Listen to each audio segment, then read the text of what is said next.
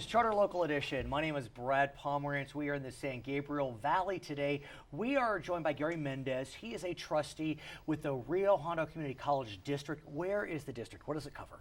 Well, Rio Hondo College District, it covers from north to south, El Monte, Pico Rivera, North Whittier, Whittier City, Santa Fe Springs, Norwalk, and South Whittier. Really terrific communities. I used to be an adjunct at Whittier College, so I know the communities well. And I know that your communities are dedicated mightily to veterans. Yes. And you are doing so much to let the veteran know they are welcome. Yes. At Rio Hondo. Let's start with something that may be simple but means a lot symbolically, and that is your Veterans Memorial. Yes. Tell us about that. Well, actually, to go back further, Please. is that when the Iraq veterans were coming back in the early 2004, there was a wave of veterans that were being released from military service, and locally too. So a lot of them flooded the community college system, and so the onslaught of all the students, veterans were coming, and so we had, our services were impacted, so we had to do something a little more, not only to service the veterans but to integrate them into a community college life. And so one of the things that we did is we created priority registration for veterans, and that priority registration, we were the first in California to do it. And so that allowed veterans coming on campus not to have to wait a year, 2 semesters, you know how it is. And it's interesting you mentioned that, because I think about 2004, 5, 7, 8, 9, when we hit the fiscal skids, and what happened? Community colleges saw their budgets cut dramatically, and sections were being cut radically. And so, boy, how critical it was for these veterans to have that priority registration. You heard the stories about students that would be going to 3 different community colleges just to try to get the classes they needed, and that wasn't enough. And so how did you wind up in, being the innovator of that program, Rio Hondo? Well, I think it's just being responsive to the population of veterans. I actually mentored quite a few students that started Rio Hondo, went to war, and came back. And so with that connection and talk about their experiences, a lot of them were dealing with PTSD, with homelessness. In fact, I found out from a student that I knew 2 years after he graduated that he had been living in the hills in a homeless camp above Rio Hondo College, and coming and taking showers during the day, sharing top ramen during at night. Do you know? He graduated from Brown University, and now he's getting his PhD at Columbia in I think it's political science. Unbelievable. And so just these stories are fantastic. And so what, the proper thing to do is to reward them for their service. I know that you also have a one-stop shop service center for veterans. Tell us about that program. Well, before we even started the one shop, veterans had to go to 3 or 4 outside agencies to get their classes approved, to get certain housing and services, testing services at the college. So now by just going to one place, they could get everything done right there, where normally you would have had to go into 3 or 4 different sources. And I must ask again about the Veterans Memorial, because it is touching and moving. My take of it is this. With those flags waving and that memorial standing there, it's a reminder for all those who have served and have gone to Rio Hondo College or been associated in some way.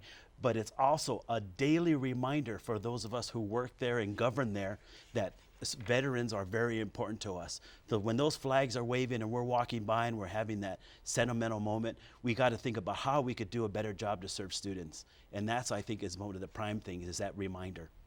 How did this come to be, this decision to build and erect an 8-foot-long, 3-foot-high concrete monument? Well, the veterans were the inspiration, and the veterans were the real advocates for it. The veterans on campus and every community college, they're very active. And of course, that's going to be different from the Vietnam veteran. But this type of veteran were very active, and they knew what their resources were and what they had available. And so they were advocates for a memorial to all those who were there before them, because they were getting the good services there at Rio Hondo College. If you can say, do veterans tend to study in one specific field?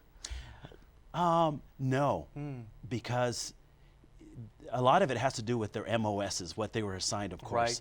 A lot of them were nursing, a lot of them were engineers, and other different type of areas. And so there's not one particular, you would think that they would all be cops or firefighters, but that's not the case. Let me ask you though, if you are talking to veterans about your automotive technology program, because Rio Hondo College is one of only 15 community colleges in our great state that has been given permission to provide a bachelor's degree. Yes.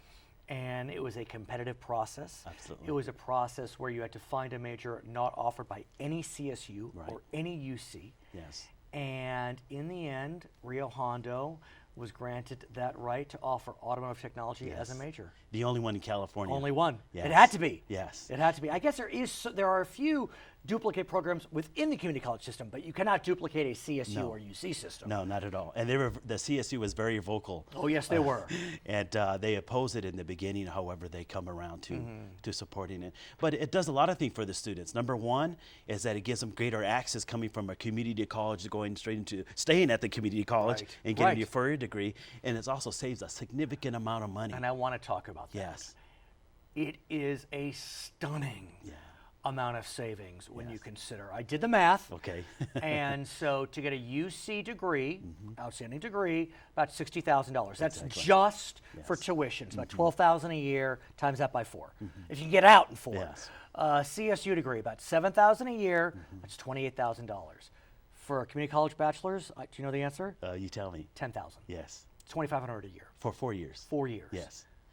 I don't know what to say. A it's bachelor's is amazing. a bachelor's. Right. Doesn't, CSU, UC, it's still a bachelor's. Yes. Even if you get it, from a community college.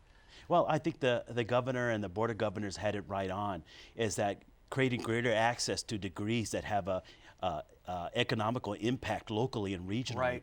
And so to be able to train somebody in 4 years, not everybody's just going to go to the 2 year, do the 2 years and then do the other 2 years. There are going to be a lot of people that have received their degrees already, even their 4-year degrees, and then come to Rio Hondo to do that. What made automotive technology the natural fit? The other degrees being offered, for example, are industrial automation, airline manufacturing technology, mortuary science, equine science, dental hygiene. Yes. What was it about the major of automotive technology that was appropriate for Rio Hondo's reputation in the community, in the Already. automotive community. Honda, Toyota, and gosh, I forgot the other one. But nearby in Torrance and right in the area. Yes. I mean, so we have a great reputation in training competent students who go straight into the job market. Right. And so it was natural for us to compete for that degree. do you have a sense as to when you will be launching this program? Have you launched it yet? No, it's not being launched. I believe it'll be launched fall 2016. And what does that look like?